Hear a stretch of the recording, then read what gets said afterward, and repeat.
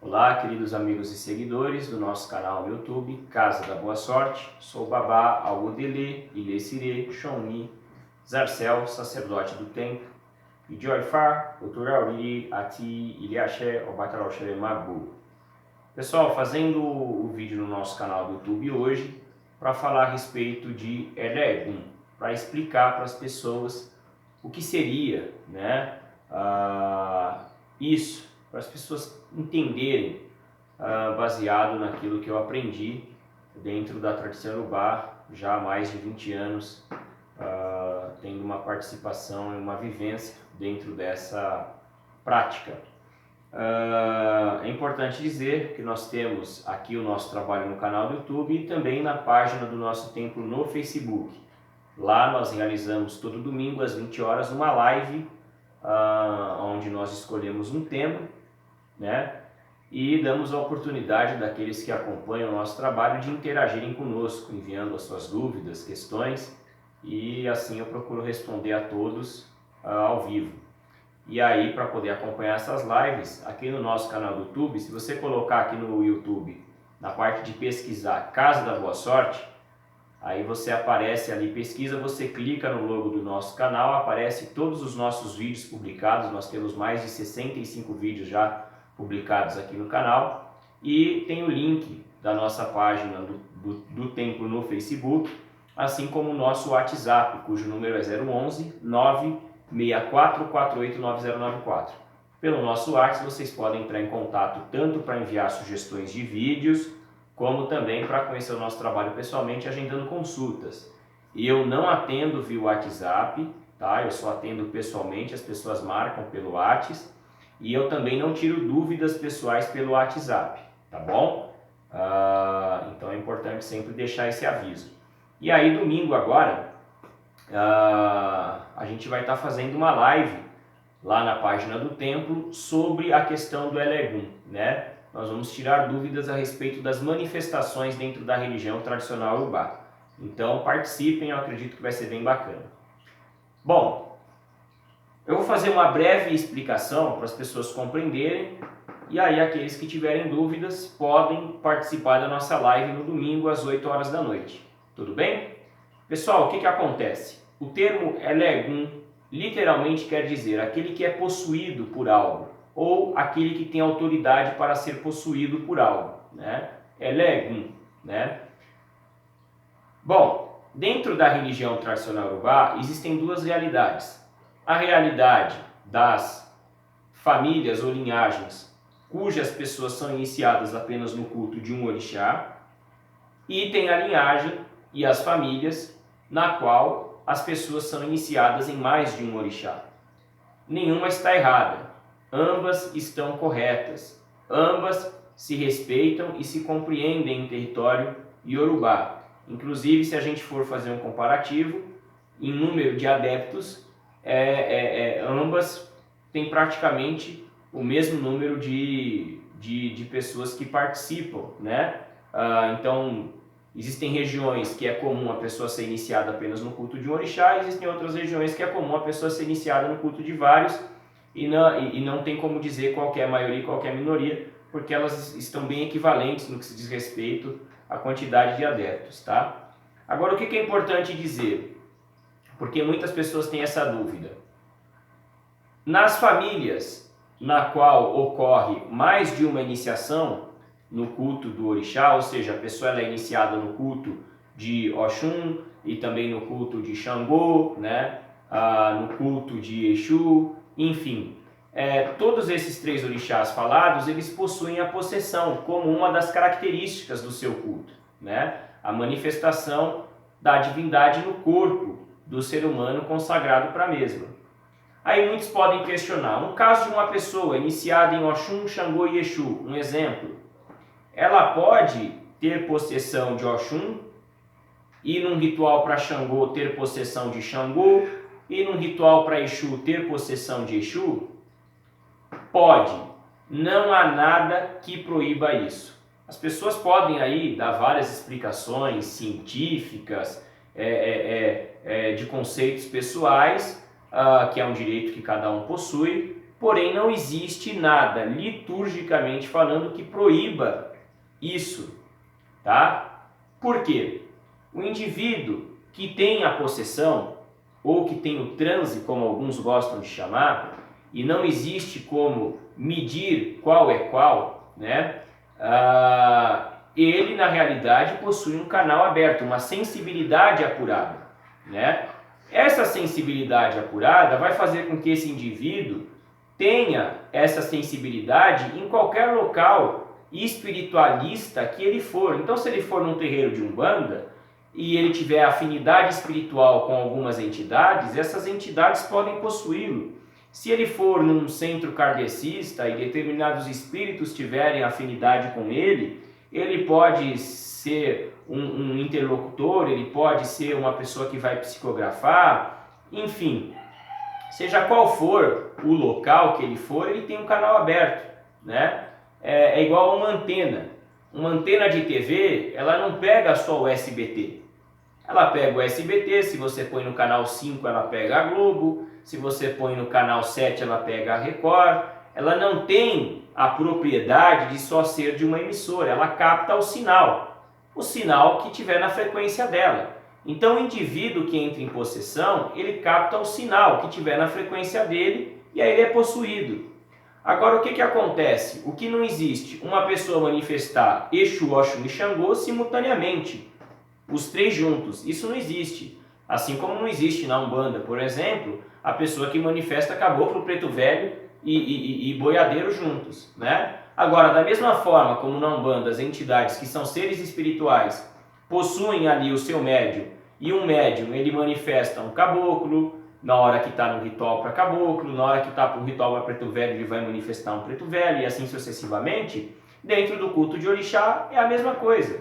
A pessoa que tem esse canal aberto, se ela tiver num ritual de Exu e ela sentir ali a força de Exu, ela vai entrar numa possessão de Exu, né? Se ela tiver num ritual para Oxum, ela vai ser possuída para Oxum. Se ela tiver num ritual para Xangô, ela vai ser possuída para Xangô. Não existe essa concepção na visão urubá de que uma pessoa ela só vai manifestar um único orixá. Até porque essa regra ela é humana. E a gente precisa lembrar o seguinte: os orixás são deuses, divindades. Os humanos são humanos. Numa hierarquia, os orixás são superiores a nós. Nós não temos como impor uma regra. Como é que você vai estar num ritual, de repente alguém vai ser possuído por Oxum, você vai virar para Oxum e falar: Oxum, vai embora, essa pessoa ela não pode ser possuída pela senhora, só por Xangô. Isso não existe. Você não tem como querer ter autoridade em cima de uma divindade. Divindade esta que você cultua com a finalidade de ter uma vida mais equilibrada.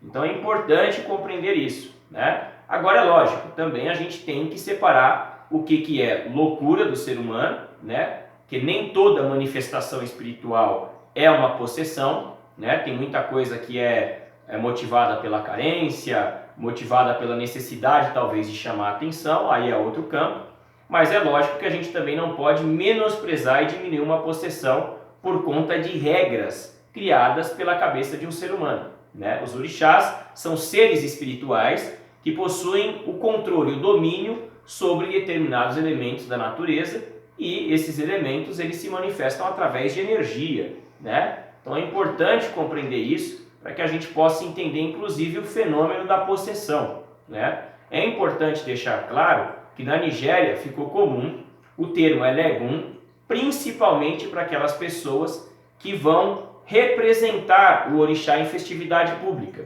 Por que eu estou usando a palavra representar? Vamos supor, vai ter um festival de Xangô.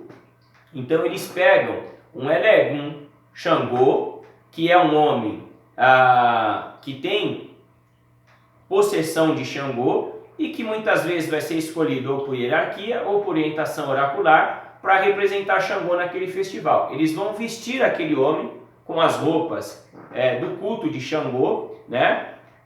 Vão trançar o cabelo daquele homem para que ele possa representar Xangô. No momento da representação, enquanto ele está representando Xangô publicamente, pode acontecer o fenômeno da possessão. Ou seja, ele vai entrar numa espécie de transe, vai ser possuído pelo ser espiritual Xangô, e aí Xangô vai se manifestar por essa pessoa, né?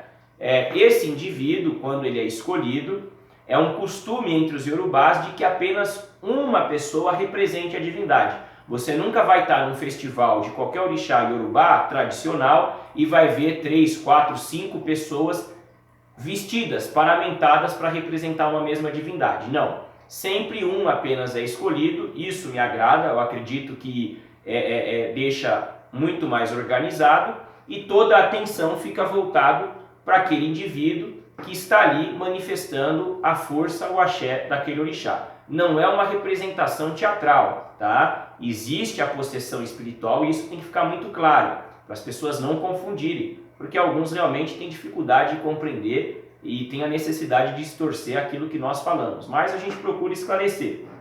Então o que acontece? É um costume que o povo Yorubá tem e que nós aqui na tradição Yorubá, que praticamos essa tradição no Brasil, procuramos reproduzir porque é como nós aprendemos que é o correto.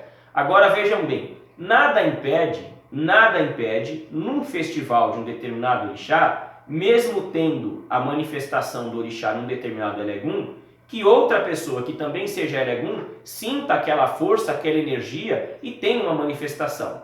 Agora o que vai acontecer? Toda a atenção fica voltado para quem está já desde o princípio manifestado com aquela divindade, por uma única questão: hierarquia, né?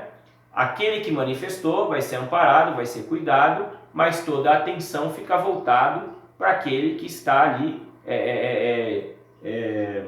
já desde o princípio manifestado com aquela força, né? Então é importante deixar isso claro, porque no Brasil, vejam bem, no culto afro-brasileiro, conhecido, né, como candomblé, existe o costume, em algumas casas, vai ter festa para Oxum, veste Oxum de uma pessoa, de outra, né? E aí fica uma coisa assim, para alguns bonita, para outros desorganizada, porque a gente acaba tendo a ideia de que tem várias Oxuns ali, enquanto na realidade Oxum é uma só, apesar de ter vários apelidos, que alguns chamam de qualidade, ela é uma única força, né? E aí fica mais agradável e fica mais, creio eu, bonito, né, aos olhos humanos, a manifestação numa única pessoa, pela conotação e pela ideia de que se trata de uma única força, né? Porém é uma única força que muitos podem sentir. Mas aí eu volto a dizer, as atenções são dadas desde o princípio para aquele que desde o princípio do festival manifestou. Como é que se define isso? Através de consulta oracular ou por hierarquia. Existe o Olori Elegum, que normalmente é aquele mais velho, e aí, por ser o mais velho, a prioridade é dele, ou muitas vezes eles reúnem os Elegum, evocam o orixá, e aquele que manifestar primeiro é aquele que vai representar, representar o orixá, ou que vai ser a manifestação do orixá do princípio ao final do festival, tá? O que, repito, o que nada impede de que outros sintam a energia. Porém, o fato de outro ter sentido a energia não significa que ele também vai lá, vai vestir as roupas e as paramentas do orixá para também representá-lo. Não. Volto a dizer, eu estou usando o termo representação, por quê? Porque o orixá está usando o corpo de uma pessoa para se manifestar. Ele não vem e assume a sua própria existência, né? Então é um tipo de representação, tá? Aqueles que não concordam com esse termo, eu peço desculpas, mas é o que eu consigo usar no momento para deixar mais claro para as pessoas como é que funciona. Deixando claro novamente, não se trata de uma representação teatral. É importante deixar isso claro, existe a possessão, tá? Então é importante deixar isso claro. Então Elegum é isso. Muitos podem dizer, não, mas tem diferença de transe e possessão, porque no transe a pessoa reage de um jeito, na possessão de outro. Gente, isso é muito bonito na teoria, na prática não é assim que funciona. Na prática, o que acontece? Uma pessoa, quando ela começa a manifestar uma divindade, uma energia, ela não começa, a não ser que ela seja uma pessoa já muito amadurecida espiritualmente, a manifestar aquela energia de modo que ela tenha a sensibilidade e a capacidade de lidar com aquilo com naturalidade.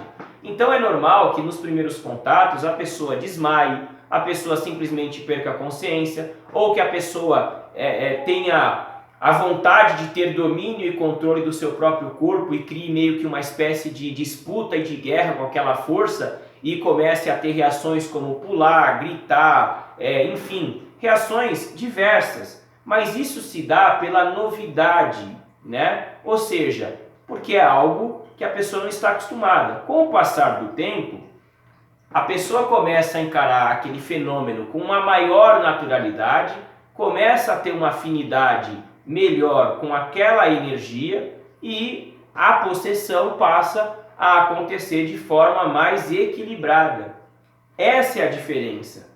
Então dizer que uma pessoa que sai pulando, ou uma que desmaia, ou uma que isso e aquilo, o dela é transe, e aquele que sai manifestado, dançando bonitinho tal, esse é incorporação, isso na teoria é bonito, na prática não é assim.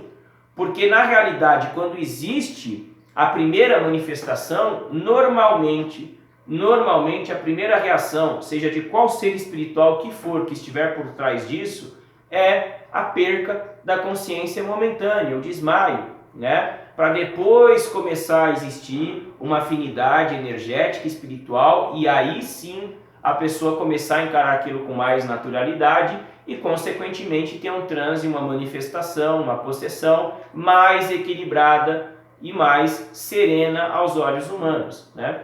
Então essa é a única diferença. A gente não pode usar isso como termômetro para medir o que é transe ou o que é incorporação, o que é possessão. Não tem como, tá bom?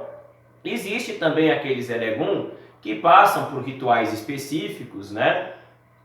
E são preparados para não só manifestarem a divindade em festivais públicos, como também para aconselharem as pessoas, ou seja, o orixá manifestado fala literalmente pela boca da pessoa, dá conselhos, dá orientações. Por quê?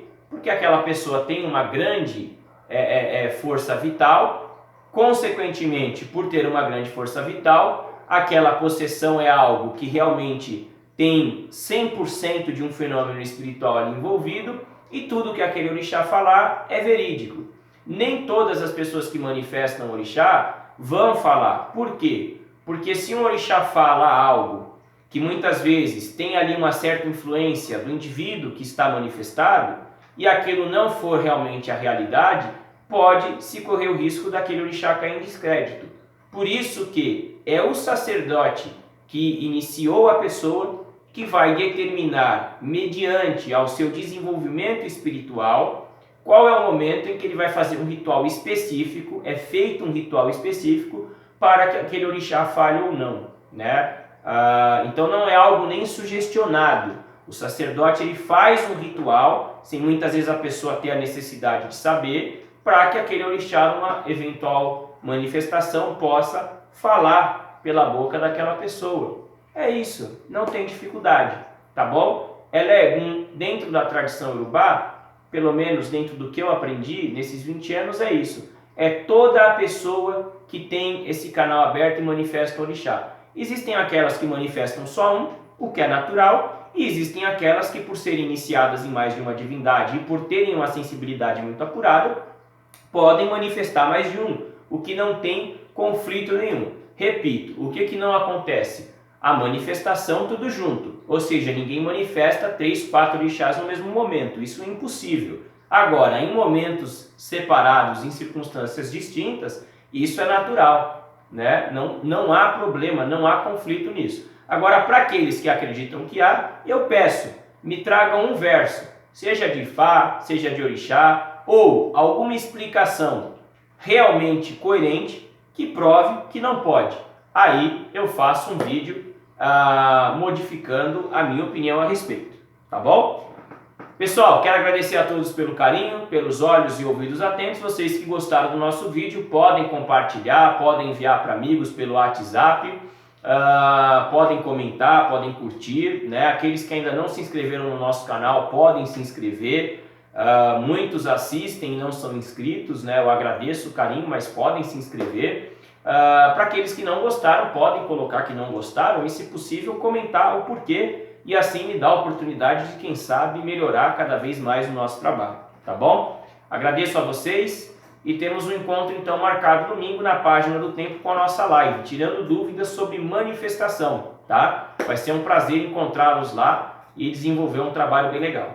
Nos vemos em breve aqui no canal do YouTube. Até os próximos vídeos. Um grande abraço. Ireu. Tchau, tchau.